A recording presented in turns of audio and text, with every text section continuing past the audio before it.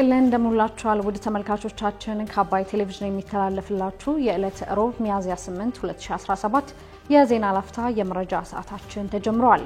የሙስሊም ሴቶች የትምህርት ቤት አለባበስ ጉዳይ ግልጽ የሆነ መፍትሄ እንዲሰጠው በፓርላማ መጠየቁን ብሔራዊ የተሃድሶ ኮሚሽን ክልሎች የቀድሞ ታጣቂዎችን መልሶ ለማቋቋም ምቹ የሥራ ዕድሎች እንዲፈጥሩና የሙያና ክህሎት ስልጠናዎችን እንዲሰጡ ማሳሰቡን እንዲሁም በባህር ዳር ከተማ አስተዳደርን ጨምሮ በአማራ ክልል 3 ወረዳዎች የኮሌራ ወረርሽኝ መከሰቱን ከ1400 በላይ ሰዎችን በበሽታው መያዛቸውን ክልሉ ማስታወቁን ጨምሮ ሌሎች መረጃዎችን ይዘናል። ከዜናዎቹ ጋር ራቢያ ከድር አብራችሁ ቆይታ አድርጋለሁ።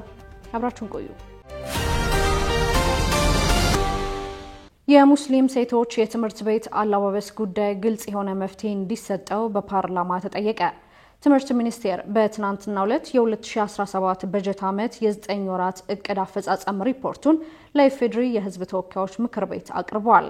በወቅቱ በቦታው የተገኙት የምክር ቤት አባሉ ኡስታዝ ካሚል ሸምሱ ለትምህርት ሚኒስቴር ባቀረቡት ጥያቄ የሙስሊም ሴት ተማሪዎች አለባበስ ጉዳይ መፍትሄ እስካላገኘ ድረስ እኛ መጠየቃችን አይሰለቸንም፣ እናንተስ ጥያቄው አይሰለቻችሁም ወይም ብለዋል። መንግስት በህገ መንግስት ላይ በተቀበላቸው ባለም አቀፍ ስምምነቶች ፍትሃዊና አካታች ትምህርት ለሁሉም ዜጎች የማቅረብ ግዴታ እንዳለበት የጠቆሙት የምክር ቤት አባሉ ኡስታዝ ካሚል ሸምሱ ባለፈው በምክር ቤት የወጣው የአጠቃላይ ትምህርትም አዋጅም አንቀጽ 8 ላይ በግልጽ የተቀመጠው ትምህርት ከማንኛውም አድሎ አሰራር የጸዳ መሆን እንዳለበት በግልጽ የደነገገ ነው ብለዋል። ለጥያቄው ምላሽ የሰጡት የትምህርት ሚኒስትሩ ፕሮፌሰር ብርሃኑ ነጋ በበኩላቸው የኢትዮጵያ ህግና ደንቦች በዚህ ጉዳይ ሂጃብ ለብሶ ትምህርት ቤት መማርን የሚከለክሉ አይደሉም፣ ኒቃብ ግን አይፈቀድም ብለዋል። ማንም ሂጃብ ለበሰ ተብሎ ከትምህርት ቤት መከልከል የለበትም ያሉት የትምህርት ሚኒስትሩ ኒቃብ ግን ከዚህ ይለያልን ብለዋል። ሌላው የምክር ቤት አባል ዶክተር ደሳለኝ ጫኔ የመምህራንን ደሞዝና ጥቅማ ጥቅምን በተመለከተ ለትምህርት ሚኒስቴር ጥያቄ አቅርበዋል። ዶክተር ደሳለኝ በጥያቄያቸው የኢትዮጵያ መምህራን እየተከፈላቸው ያለው ደሞዝ ልጆቻቸውን አብልተው እንዳያድሩ፣ ልጆቻቸውን እንዳያስተምሩ፣ ልብስ እንዳይቀይሩ የሚያደርግ ነው ብለዋል። የኢትዮጵያ መምህራን እየተከፈላቸው ያለ ደሞዝ ልጆቻቸውን አብልተው እንዳያድሩ፣ ልጆቻቸውን እንዳያስተምሩ፣ ልብስ እንዳይቀይሩ የሚያደርግ ነው። በእርግጥ ከዚህ በፊትም ተነስቶ በእርሶ በኩል ሲሰጥ የነበረው መልስ መንግስት ነው ይሄን መሰረታዊ መፍትሄ ሊሰጠው የሚችል ሲሉ ሰምቻለሁ። ግን በሚኒስትሪው በኩልም ትግል ያስፈልጋል። ዲሞራላይዝድ የሆነ መምህር ይዘን ሞቲቬትድ ሆኖ አስተምሮ ነገ በዓለም ደረጃ የሚወዳደሩ ልጆች ይፈጥርልናል ብለን መጠበቅ ያለብን አይመስለኝም። የትምህርት ሚኒስትሩ ፕሮፌሰር ብርሃኑ ነጋ በበኩላቸው ለመምህራን የሚሰጠው ደሞዝ በምንም አይነት መንገድ በቂ ነው ብለን እንደማያምኑ ገልጸው ተከታዩ ምላሽም ሰጥተዋል። ለመምህራን የምንሰጠው ደሞዝ በቂ ነው ወይ? በምንም አይነት በቂ ነው ብለን አናምንም። ለመምህራን ግን ብቻ አይደለም በቂ ደሞዝ ማንከፍለው፣ ለሁሉም የመንግስት ሰራተኛ የሚከፈለው ደሞዝ በጣም ዝቅተኛ ነው። በአጠቃላይ ይሄ ሲቪል ሰርቪሱን ቢኮዝ እንደምታውቁት መምህራንም በሲቪል ሰርቪስ ማዕቀፍ ውስጥ ነው ያለው።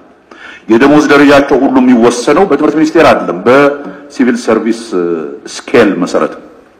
የዩኒቨርሲቲ መምህራን እንኳን በዩኒቨርሲቲ የተለየ ስኬል አልወጣለትም። ቲፒካሊ ከ1 እስከ 22 ተነሱት የሲቪል ሰርቪስ እንትን ደሞዝ ላሻሽል እንኳን ብትል the whole ሲቪል ሰርቪስ ካላሻሻልክ ወይንም ደግሞ ሴፓሬት ካላደረክ ትምህርት ላይ የተሳተፉትን ሰዎች በሌላ በኩል በፊስካል እንትን በኩል የሚመጣበት ጫና በጣም ከባድ ይሆናልና አንዱ የዩኒቨርሲቲዎች ሪፎርም ስንጀምር አንዱ ይሄ ራስ ገዝ የሚለውን ነገር ያደረግነው ዩኒቨርሲቲዎች የራሳቸውን ገቢ አግኝተው መጠቀም የሚችሉበትና የራሳቸውን የመምህራን ደሞዝ ስኬል ማውጣት አለባቸው ያልነው ለዚህ ነው። የብሔራዊ የተሃድሶ ኮሚሽን ክልሎች የቀድሞ ታጣቂዎችን መልሶ ለማቋቋም ምቹና የሥራ ዕድል እንዲፈጥሩና የሙያ ክህሎት ስልጠናዎችን እንዲሰጡ አሳሰበ። ብሔራዊ የታድሶ ኮሚሽን በስካሁኑ የቀድሞ ተዋጊዎችን ትጥቅ የማስፈታት ታድሶ ስልጠና የመስጠትና መልሶ የማዋሃድ ብሔራዊ መርሃ ግብር በትግራይ በአማራ በኦሮሚያና በአፋር ክልሎች 20253 የቀድሞ ተዋጊዎችን በማረጋገጥ በመመዝገብና የታድሶ ስልጠና በመስጠት ወደ ማህበረሰቡ እንዲቀላቀሉ ማድረጉን አስታውቋል። ኮሚሽኑ በ2017 የዕቅድ አተገባበር ውጤቶች ባጋጠሙ ችግሮችና ወደፊት ሊተገበሩ በሚገባቸው የመፍትሄ አቅጣጫዎች ዙሪያ ከባለድርሻ ሚኒስቴር መስሪያ ቤቶችና ከክልል ተወካዮች ጋር ትናንት በቢሾፍቱ ከተማ በመከረበት መድረክ ላይ ይህንኑ አንስቷል። የኮሚሽኑ ምክትል ኮሚሽነርና መከላከያ ሚኒስቴርን በመወከል ፕሮግራሙን የሚያስተባብሩት ብርጋዴር ጀነራል ደርቤ መኩሪያው ለፕሮግራሙ መሳካት ሁሉም ባለድርሻ አካላት የበኩላቸውን ሚና እንዲወጡም አሳስበዋል። ክልሎች የቀድሞ ታጣቂዎችን መልሶ ለማቋቋም ምቹ የስራ ዕድሎችን በመፍጠር የሙያ ክህሎት ስልጠናዎችን በማመቻቸትና ተከታታይነት ያለው ድጋፍ በማድረግ ለዘላቂ ሰላምና ልማት መረጋገጥ የበኩላቸውን ሚና ሊወጡም ይገባል ሲሉም ተናግረዋል። በምክክሩ የኢንፎርሜሽን መረብ ደህንነት ኤጀንሲ፣ የመከላከያ፣ የጤና፣ የሰላምና የሴቶች ማህበራዊ ጉዳይ ሚኒስቴር መስሪያ ቤቶች እንዲሁም የትግራይ፣ የአማራ፣ የኦሮሚያና የቤንሻንጉል ጉሙዝ ክልል ተወካዮችም ተሳትፈዋል።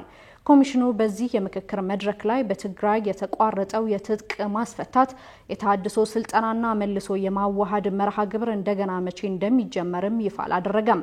ኮሚሽኑ በየካቲት መገባደጃ ከባለድርሻ አካላት ጋር ባካሄደው ተመሳሳይ ውይይት በትግራይ በአንዳንድ ቴክኒካዊና ፖለቲካዊ ምክንያቶች የተቋረጠው የቀድሞ ተዋጊዎችን የመበተን የታድሶ ስልጠና የመስጠት ከማህበረሰቡ ጋር መልሶ የመቀላቀል ሂደት በሚቀጥሉት ጥቂት ቀናት እንደገና ይጀመራል በማለት ተናግሮም ነበር።